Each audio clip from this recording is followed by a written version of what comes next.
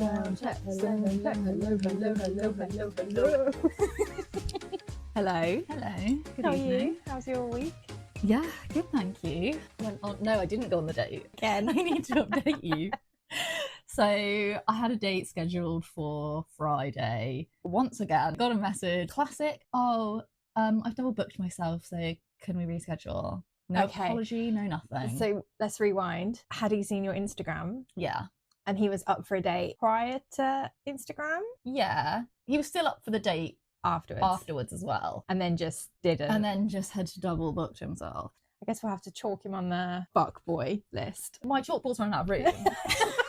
We'll get a new one. We'll just get some chalkboard paint for the wall. I really have lost count. I would need more fingers and toes to count the number of times I've been ghosted, cancelled on for no reason. The annoying thing is you never really know the reason. So of course my mind's going to jump to it's because of the cancer, it's because I've only got one boob. I mean, a lot of the time, this is what my friends tell me. And I am inclined to believe it, that it isn't anything to do with me. It's their problem. It's nothing. Yeah. It's not my problem. Yeah, it's totally them. You're great. I am. He's done. Okay. You only get one chance. On? We're moving on. Are we still on the app? Yeah. Are we talking to anyone else? Yeah. Okay. Don't hang about. Done. Next. Thank you, next. Basically, I'm Ariana Grande. So I have a date scheduled with this guy on Friday. Okay. So everyone pray for me. I didn't have any life updates. No, nothing. No. I start chiropractor. Chiropractory. Yeah, you're going to the chiropractor. I'm going to the chiropractor this week to be nice. Back into human form because I am moulded to my sofa at this point. It's not my sofa moulded to me. The shape of your sofa. Yeah. I don't know why I'm laughing because I'm the same. You see those videos on TikTok where they're back into shape? Yeah. That's what I need doing. That stresses me out though. The noise of it. It's terrifying, but I feel like it will alleviate some of the pain in my body. Mm-hmm. And then I can just start messing it up from scratch again. And then every week this month I've got something to do at the hospital. Oh. Because I'm coming up to annual scan. So when is your annual scan? It's due the end of February. Okay. Oh, I feel like everything with the hospital always does come at once as well, though. Yeah, so I've got the sexual care call next week. Week after that, I've got the call about my medication changing, hopefully. Then I've got my next Soladex injection.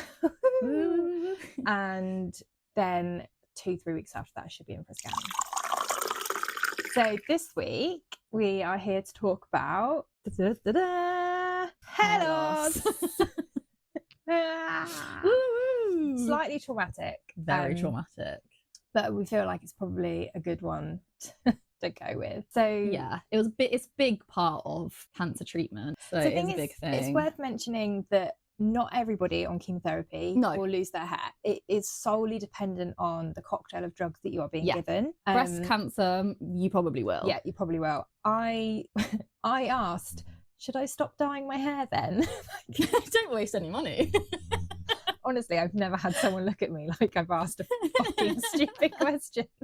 But for me, I was the questions that come out when you're in that situation, you don't realise. I was just I'm going to lose my hair. Okay, should I stop dyeing it now? Yeah. Or when I lose it? I mean, it doesn't matter. It's coming out, so you may as well save your money and not do anything to your hair. So what was the process like for you, the losing the hair to it being gone? My oncologist said don't even bother with cold caps, and we'll talk a bit about cold caps. I cold capped. Because you did get a cold cap, but basically cold caps you can use to try and stop your hair from falling out essentially.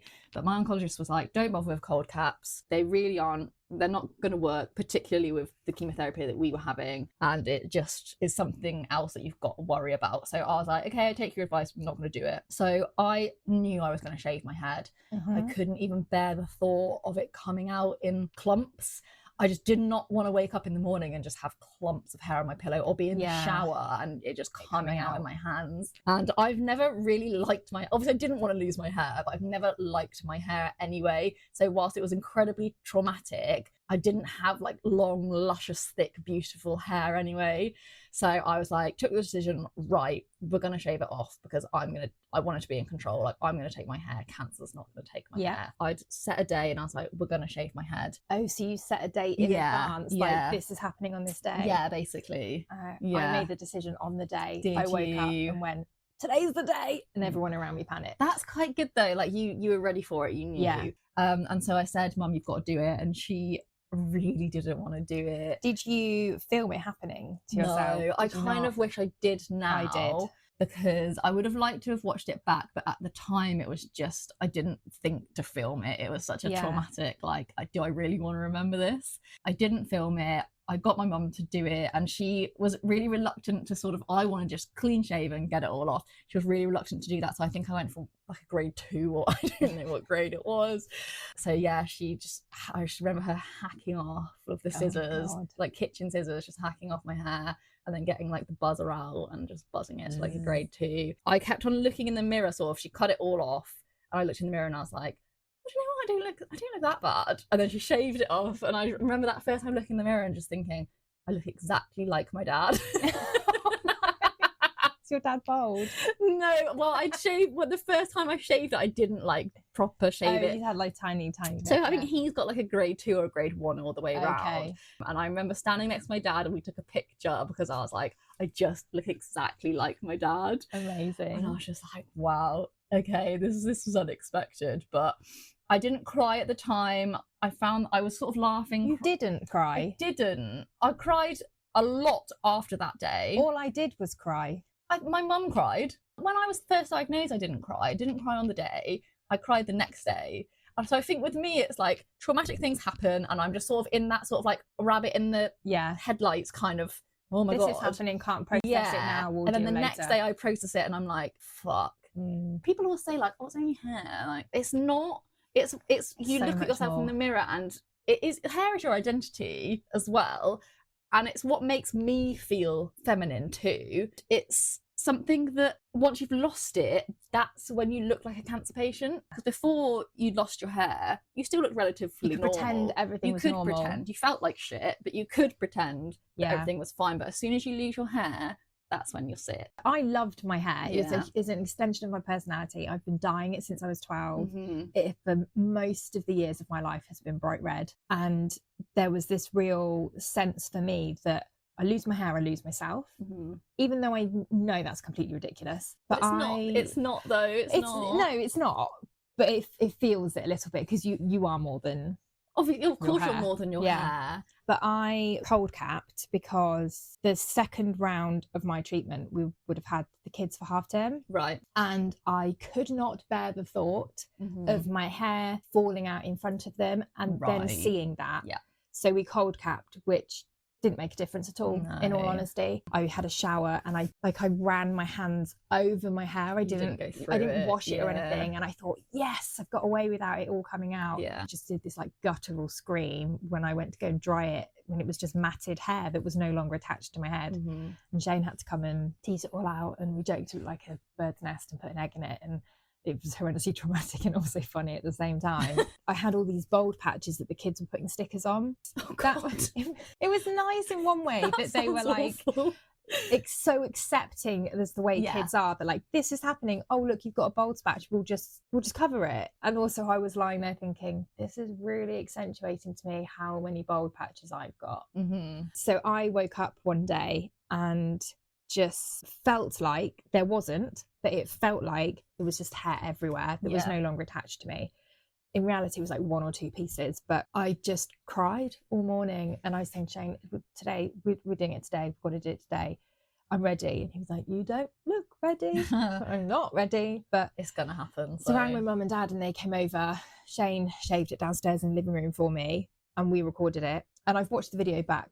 It's just harrowing. Yeah. Like seeing myself that upset. I'm just crying the whole way. My eyes are closed. I'm not. Even when I open my eyes and the phone is obviously in front of me recording, you can see in my face I'm looking through it. I'm not looking at what's happening to myself. Obviously Shane proposed, which was great. And my mum brought one of those like really cheap rainbow ridiculous costume wigs with her. Yeah. She was like, so that you're not bald. Oh, no. There's a photo of me somewhere with it on and I look so unimpressed. That's hilarious. You couldn't have bought like a, I don't know, better colour or... Well, I'd already bought wigs because we knew it was going to happen. I had as well. And with Oscar being autistic, we needed to make sure that we were introducing this huge change like prior to it happening. So that added an extra complication for us. So we had wigs since I knew I was having chemotherapy.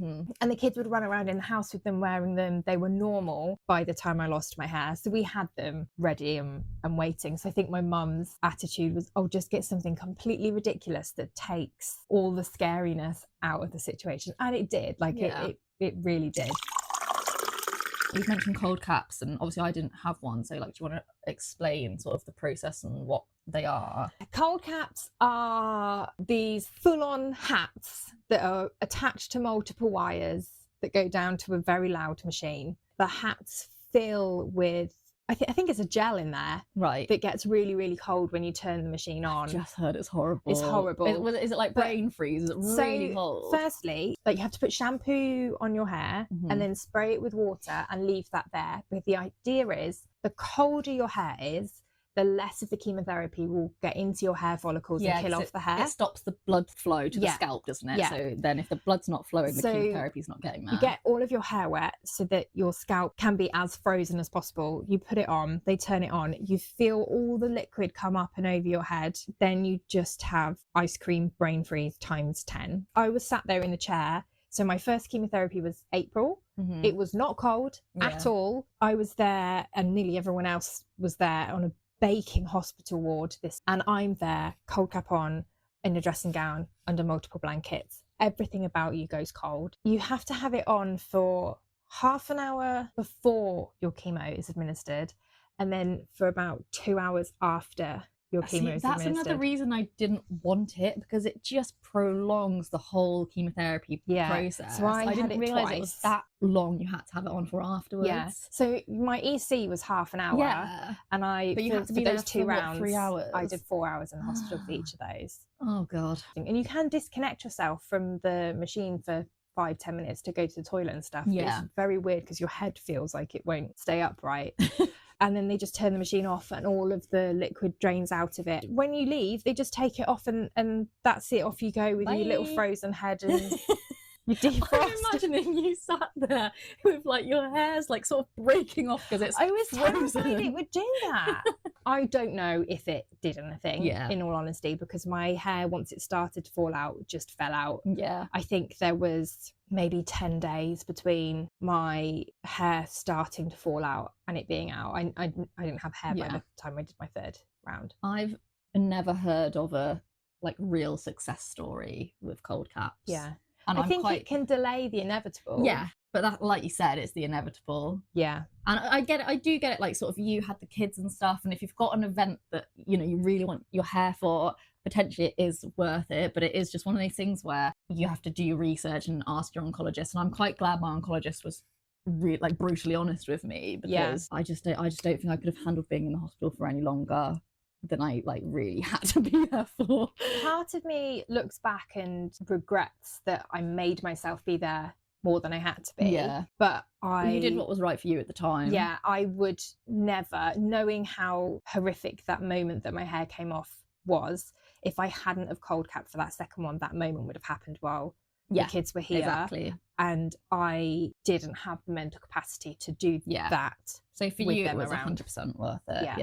Yeah, just even the aim, when we discussed if I was going to, the aim was, I just need to get to the other side of half term with enough hair that it's not terrifying for them. Mm-hmm. Did you wig it? I did wig it. Feels so cool to say and uncool at the same time. I did wigs, I did hats, I did like headscarves. I was bold during the winter, so bobble hats were like a staple of mine. Okay. Even indoors, really, but I wouldn't ever leave the house without something on my head. I don't think I ever once left the house proper bold. I did wigs and turbans, and I was bold in the summer, the heat wave summer, which was fun. Awful. I only left the house bold on the odd occasion to make a point that everything's okay to everyone else around me and normalise it with the little ones. But as a general rule of thumb, I was wearing something on my head at all times. Same. I think I only started to not wear something on my head when it started to grow back. Okay. But until then, I was wigging it, really. I got my first wig before my hair came out. So I've wanted to be like really proactive with the wigs, and I found someone nearby who did like human hair wigs. So in my mind I was like, I really want a human hair wig, so I want to be able to style it, even though I don't style my hair anyway. I never really have.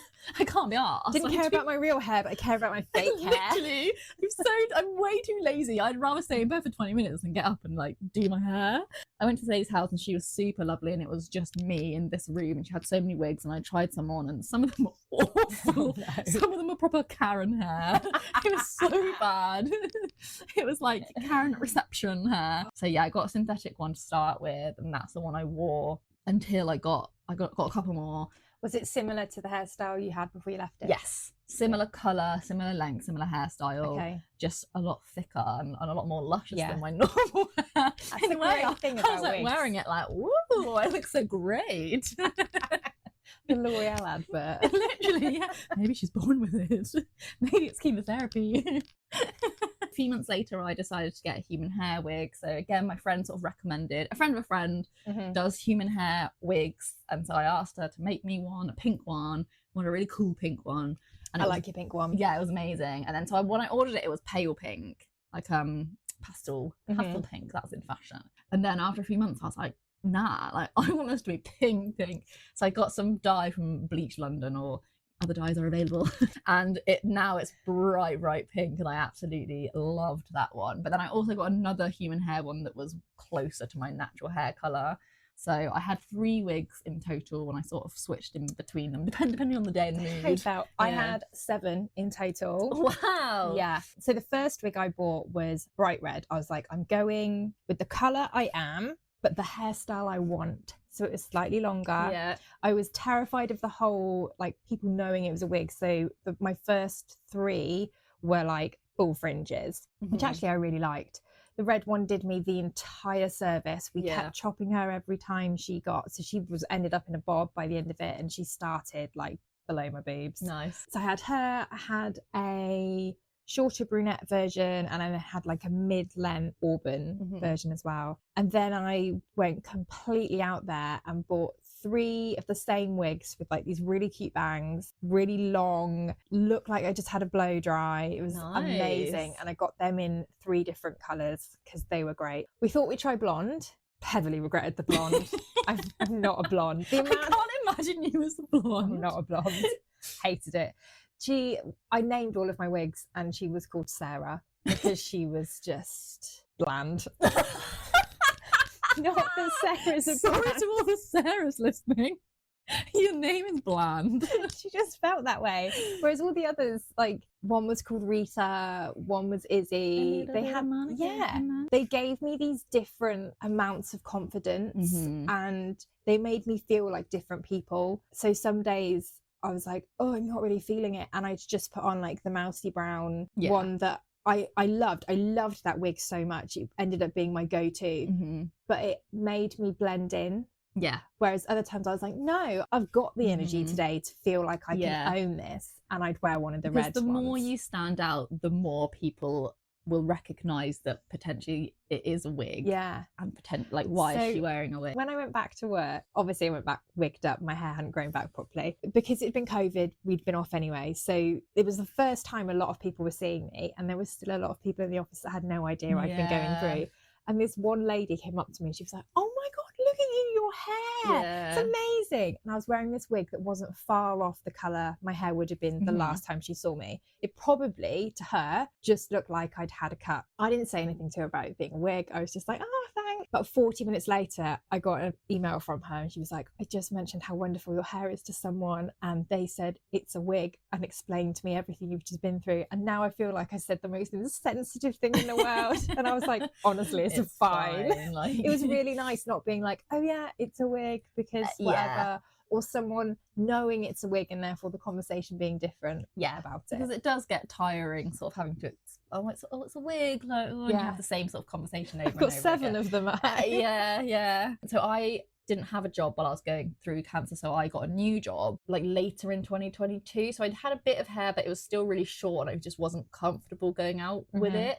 So I was wearing a wig when I first started work, but then I knew the inevitable was going to happen at some point where I'm going to not wear my wig to work, because wigs aren't the most comfortable. No, they're itchy, horrendous. you get hot. Because I'm wearing the wig, I can tell it's the wig. Yeah. So I do get self-conscious when I'm wearing it as well, and I'm going to the bathroom and I'm like adjusting it so that slightly wiggle, and people be like, we know it's a wig when you do that. I'm like, I don't care, I'm uncomfortable. I was making myself anxious about the day where I'm going to turn up to work without a wig on, and I went in, I wasn't wearing the wig, and someone came up to me and was like, oh my god, like, you've cut your hair, like it's so short, it looks amazing. And so it's suddenly thinner. It's suddenly completely different. And I just had to be like, oh, thanks. Actually, I was wearing wigs before. I had cancer. I've been through chemotherapy. And then you just sort of have to look at their face just completely changes, doesn't it? And you have to be like, oh, so it's okay. Like, don't worry. And you get, oh, I'm so sorry. And it's like, oh, it's fine. Like, don't worry. Like, I just, that's why, I haven't just had a drastic cut. On the flip side of the, like, you've got great hair. Yeah. And what did people say about your bald head? Oh, yeah, you've got such a great shaped head. It's like the worst compliment. I hate it. And I'm like, it's annoying because I feel bad for being annoyed about it, because people are just trying to give you a compliment. But what they don't realise is it's not really a compliment. Like, I don't want this. I don't want to have a bald head. You can't choose your head. No. There's nothing you can do to make that any better or any worse. Like, and telling me I've got such a great shaped head is just making it more aware that I'm bald. Yeah. And I know I'm bald. You know I'm bald. I know you know I'm bald. We're all bald. We don't need to comment on it. If I'd started the conversation, or if I'd said something that was taking the piss out of my bald head or something, then I'm fine. I was okay with other people commenting it. But I did find no, you look okay, your head looks great, really great. What am I meant to do with that? Exactly. I get it. Like, it's uncomfortable because you don't know what to say to someone who's lost their hair. Yes. I get it. Don't say that. There isn't anything right to say. There isn't. But I do think, from personal experience, there are wrong things to say. And telling me I have a great shaped head when I've just had to shave my hair and do something really traumatic, and like, this is what I'm left with. Yeah. I might look fine. Cool. And thank you. And I appreciate that. I'd rather you just went fucking shit, innit? Yeah, that's the thing. I don't need you to bring out the positive. I just need you to go, oh, you look pretty good, but sitting me uncomfortable with me. Yeah, exactly. I know I'm bold. You don't need to bring it up. So I was bold in the summer, which came with like a whole host of other challenges, including the fact that my head was smaller than average. It is smaller than average. All of my wigs were synthetic hair, and they were just like out of the box, and they would say like for average wig cap size, whatever inches. Yeah. And I put it on, and I do them up at the tightest thing, and I could like spin my head and the wigs would turn. Oh god. So on all of my wigs I'd have to sit down and I'd have to stitch them up and make them tighter, which obviously meant I was removing the airflow through them all, so that they would sit really snug. So I really struggled in the heat. I remember there was one day where we went to a family barbecue, I think, and I remember turning to Shane and being like, I am so hot, we have to go home. Like, my face was just melting. And I got home, it was so hot, I just like flung this wig off my head. It had been glued on as well that day because we were out, and I just like ripped it off, and I went straight to the freezer, and I was like balancing bags of sweet potato fries on my head. Like when you sprain your ankle and you put frozen peas. I took a photo of it. I'm just stood there in the hallway with like the biggest smile on my face, and this frozen packet of fries just doing sounds wonders. Amazing, to be fair, because it does get so, I mean, I've never had to put frozen peas on my head, but I did have a wig on. You should try it. Because I was bald in the winter, it wasn't as bad, because by the time I got to the summer, I had short, so I didn't love going out with my hair short, but I could because I wasn't completely bald. Yes. But I did wear a wig once to my friend's wedding in the summer of 2022 when it was a ridiculous heat wave, and she got married on like the hottest day of the year, and I was her bridesmaid, and I was wearing my wig, and I've never sweated so much in my life. She really didn't think about you at all. She didn't. It was very self-rude. What a bridezilla. But then I went to another wedding a week later where I was just a guest, and I couldn't wear the wig. I really wanted to wear the wig because I just hated my short hair, but heat wise I just knew I would have died. I've never had to put frozen peas on my head, but I have had some funny stories with the bald head. Go on. So this was probably the funniest, and I've told this story to some of my friends, and my friends look at me like, what the fuck? I think it's really funny. So my friend Fraser, he was around a lot while I was going through chemo and surgery and all that. So I'm a big football fan, a big Liverpool fan. Fraser bought me a Lego Anfield, which is the Liverpool football stadium, and it had thousands of like ridiculous number of pieces. And so he'd come around once a week, and once a week we'd do the Lego Anfield, nice. And it was really cute. There was one week, and he told me this maybe a couple of days later. I was very comfortable around him, so I didn't have a hat on, I didn't have a wig on, I was just bald. And we were sat on the floor doing this Lego, and I like sort of was leaning over and picking up pieces, and he told me that, you know, when you get like these intrusive thoughts and you're like, don't do it. Oh no. He had this intrusive thought that he just wanted to lean over and lick my head. Shane once licked whipped cream off my tongue. We had whipped cream and he just went, shh. So funny. Honest to God. And then he just told me a couple of days later, and I was like, what the fuck? And he was like, I didn't. I was like, I know you didn't. I'm very glad that you didn't. Imagine if he did. He was like, I was just staring at your bald head and just thinking, I wonder what it would be like to lick it. I've told my friends about it, and they were like, what? That's so weird. Like, are you okay? And I was like, yeah, I thought it was funny. It is funny. It is funny. They've never been bold. No, you just gotta laugh at these things. And it's just so funny that he told me about it as well. Like, that was probably the funniest moment of me being bold.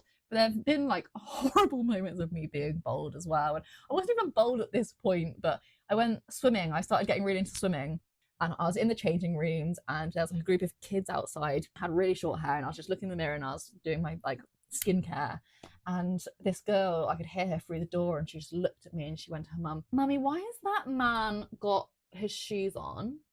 And I was just like, oh my God, that child thinks I'm a boy because I've got short hair. Oh my God. And it really sort of, it's very gender stereotypical. Women can have short hair. I'm not going to go into that because she was like 4 years old. It's not her fault. No, it's not her fault. It's just the universe's fault for drilling into kids that boys have short hair and girls have long hair. The annoying thing was, like, her mom didn't say anything or correct her. Yeah. And it just really upset me because obviously I was really not comfortable or confident in my short hair anyway. But obviously you can't wear a wig swimming. Yeah. If you're not feeling good about yourself anyway, even though she's a children, well, you know, she's a children.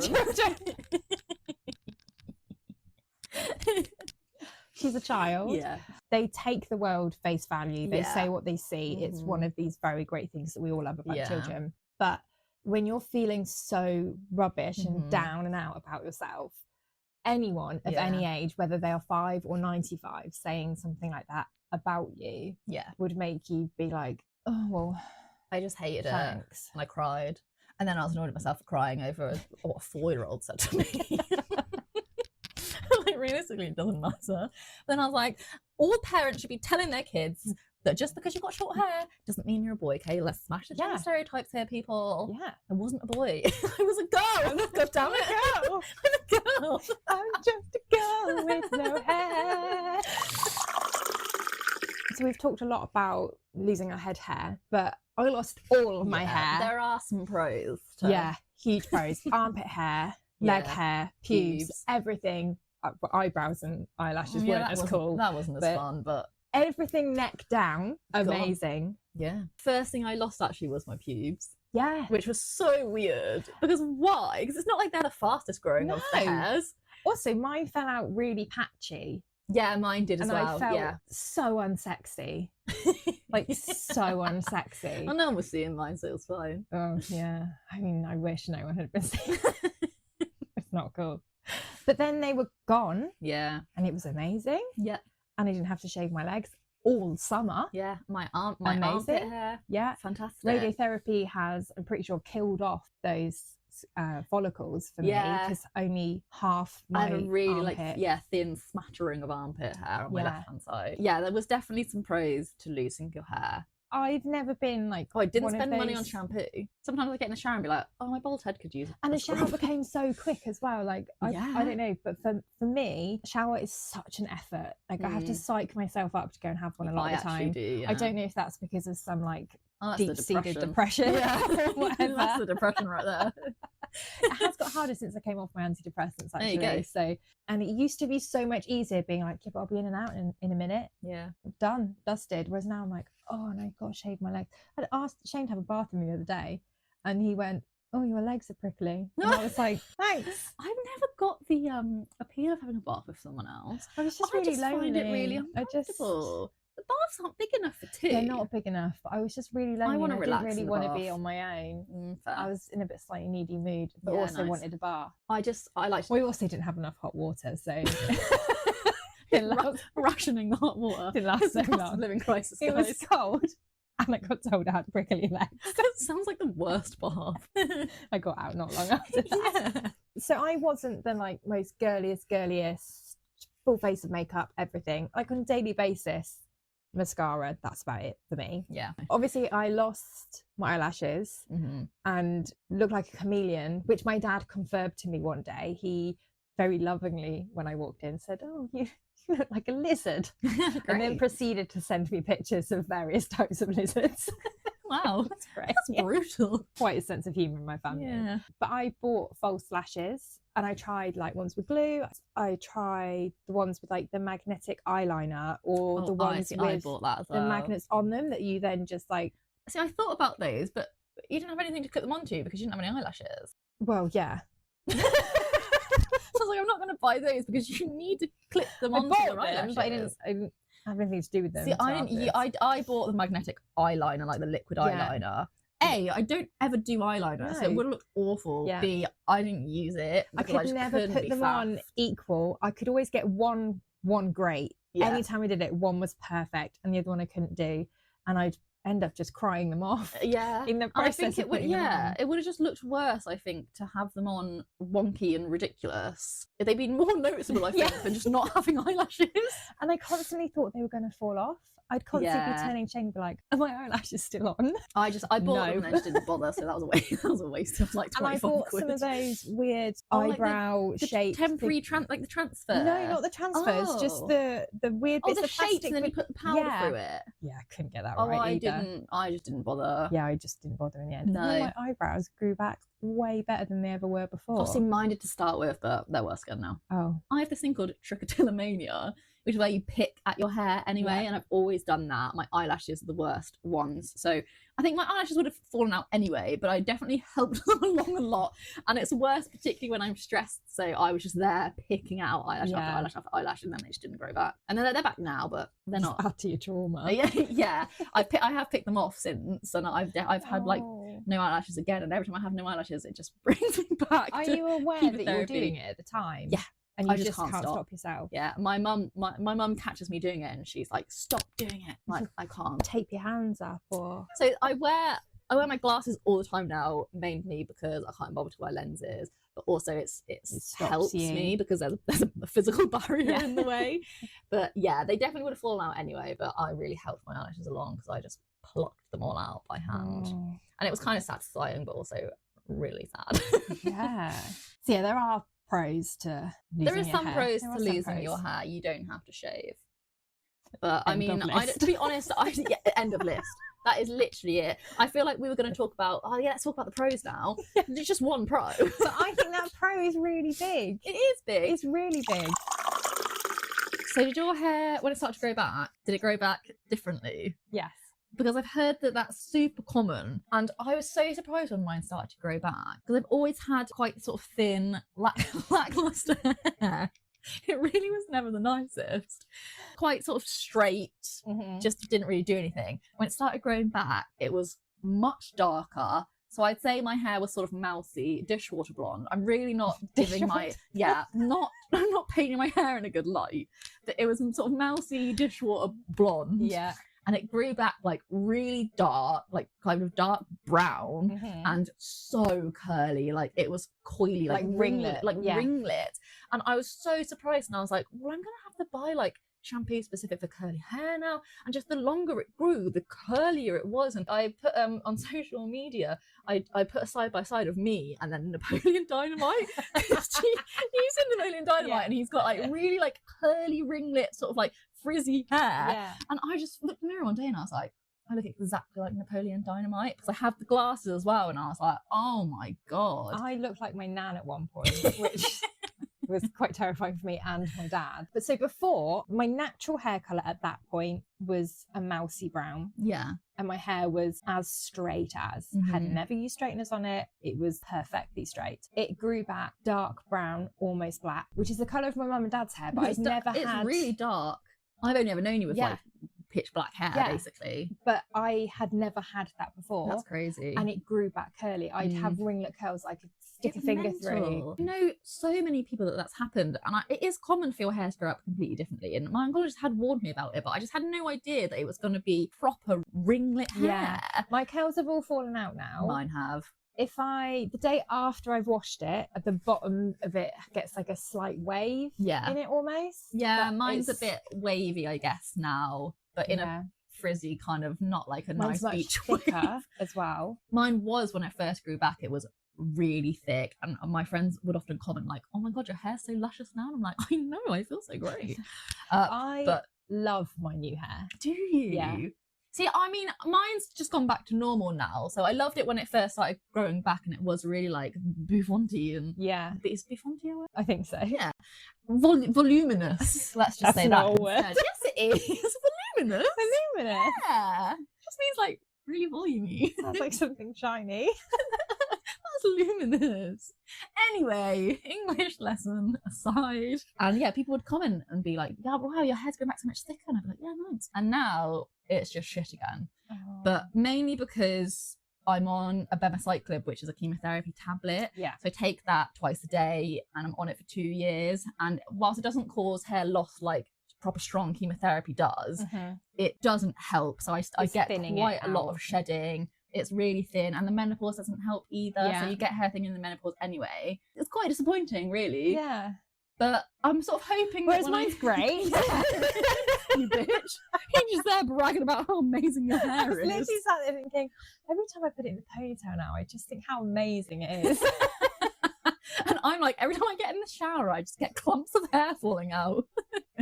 For me, as soon as my hair reached a certain length, I felt like me. I remember actually really quite recently, I think I probably texted you about it, saying like, I looked in the mirror and I saw me and it was like something just switched in me and I was like, I can do this. Yeah. I can own this. I can move on now because I know her again. Yeah. And for me, that was really a really powerful moment. And I know all of that was down to my hair. See, my hair was always quite short before anyway. I've had it bobbed for quite a long time. So it got to a bob length and I was like, okay, this is nice now. But now it's sort of stopped growing. Oh, really? And I sort of want it to get a bit longer. Yeah. I just want sort of like longer hair again. Are I think still just using because... rosemary oil? No, I've moved on to a different oil that's like clinically tested rather than just TikTok viral. Mine was all rosemary oil. Oh, I just, good for you. Bit out good there. for you and your glorious hair, okay? Nothing works on my hair. I had a meeting with my oncologist last week and she told me to use this specific shampoo. She's like, people swear by it, like it's really great. And so I'm gonna go to Boots and get myself some of that and I'll report back. But I'm telling you now, it ain't gonna work. Because I've tried so many different hair things over the years and nothing's ever worked. Maybe it'll change that when you stop taking the chemotherapy drug. I'm in two minds. I'm looking forward to finishing the chemotherapy drug to see my hair flourish. When do you finish that? Well, I'm only supposed to take it for 2 years and I started taking it in October 22. So I've not got too long left. At the end of 24 is when I should stop taking it. But I'm nervous about stop taking it because it's just part of your treatment and it's part of a lifeline. Yeah. Like, am I going to stop taking this now or not? The cancer's going to come back. Do you know what I mean? So I'm anxious about stopping it, but I'm also looking forward to stopping it so that I don't get the horrible side effects. And you might have great hair. I might have amazing hair. I do just want to touch on, I know I'm saying my hair's great, but on the horrendous PTSD I've had over it. Have you? Yeah. So I always knew that the hair was going to be the problem for me. I've had 3 full-blown proper panic attacks. I've been unable to calm myself down. I've needed my parents to come over and help me. Shane's not been able to do anything. The first one, when I went back to work in an attempt to help the transition between my new natural hair, I bought a wig that was the same colour. The fringe on that wig came too long and we decided to cut the fringe. And I was sat there, I was fine. Yeah, we've cut fringes, we've cut wigs loads before.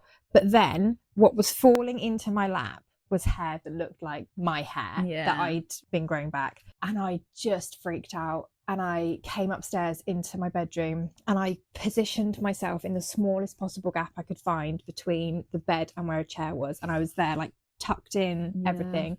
I couldn't breathe. I managed after about 20 minutes to call my mum and just heavy breathe down the phone to where I couldn't speak. She drove over, she came over and she and Shane sat with me. And I think that panic attack probably lasted about 2 hours. Wow. I had another one. It's funny looking back at it, but at the time it was horrendous. Everything's funny when you look back. Sat at the dining room table. Oscar had a pair of scissors. And I don't know why he did this. And I will never know why, because he doesn't explain anything to us. He decided to just cut my hair. And it was the tiniest little bit. Yeah. It wasn't anything material. You couldn't notice it. It just brings it back to like losing your hair. Yeah.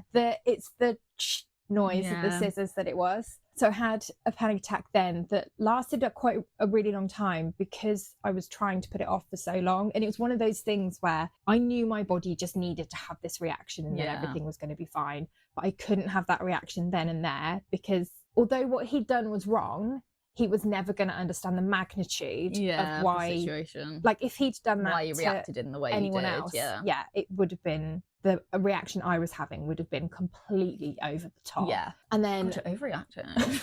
Really overreacting. So dramatic. God. And then I've had like other little ones to do with my hair. Like the first time I brushed my hair and I couldn't get a knot out, and I had to like pull at it and essentially like rip that knot out. Because of all of that, I am shit scared to have my hair cut. Have you not had it cut since? No, I've had my fringe trimmed by my lovely friend Donna over the road. And even then she came, we did it on my terms. She did tiny snips. Shane held my hands. And after 5 minutes, I think was like, that's enough, leave it. And we left it like with this weird mislayered thing because I just couldn't I couldn't see it through. And like the aim of that was like just to trim my fringe. I just needed to be able to see, and I had a weird flop thing because I just couldn't deal with having a haircut. So I haven't been and had my hair cut, which is probably one of the reasons why it's so great. It's so long. Actually, you're supposed to have your hair cut like every 10 weeks. I know, and I used to be religious about it before. Every 6 weeks, hair coloured, cut, looked after, beautiful. And now I won't let anyone go near it. Really? Do you think you will eventually? I'm going to have to because I'm getting married. And I can't get married with like a bird's nest at the bottom of my hair. It'll start sort of like falling into the toilet at some point if you don't get it cut. Yeah. You'll sit down the rate it's been growing. You'll wee on your own hair. That's when I'll get it cut. So I actually need to go and oil my hair, to be honest, to make it grow. And I don't think the oils even do anything, but it's just a placebo effect now. You never know, it might be doing something. Yeah. See you next week. Bye. Bye.